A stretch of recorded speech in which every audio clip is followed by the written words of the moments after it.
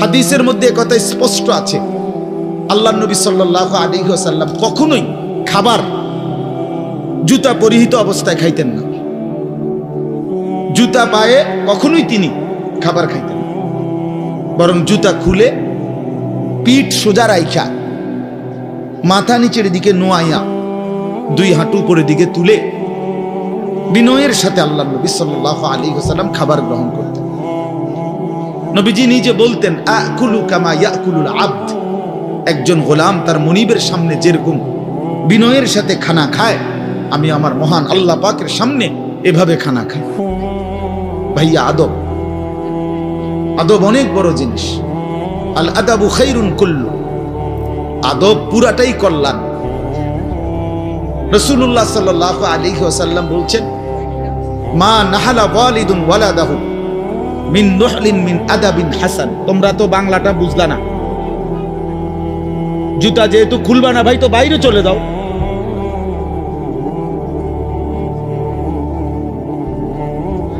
আশ্চর্য মানুষ। না না, অনেকের আছে গাদ্দারি স্বভাব, যে আমি যেমনি আছি এমনি শুনব।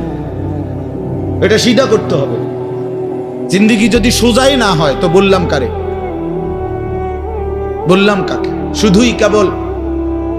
শুধুই কেবল ভাইয়া শুনলাম একজনের পরিচিতি আছে, একজনের জনপ্রিয়তা আছে, একজনের সুর আছে, একজনের টান আছে, একজনের জোরে গলার আওয়াজ আছে, তো এই কারণে জড়লাম। কি ফায়দা এতে ভাই? কথা বুঝেন নাই? আমারে মনে করেন 1 কোটি মানুষ চিনে, তো আপনার লাভ কি? আমারে 10 কোটি মানুষ চিনে, সারা পৃথিবী চিনে, তো আমারে চিনলে তোমার লাভ কি? মিলে তুমি কি বদলাইলা, এটা না দেখার বিষয়। আমি আমার জন্য কি গ্রহণ করলাম, এখানে কার জনপ্রিয়তা আছে না নাই, এটা দিয়ে কে ঘাস কাটে?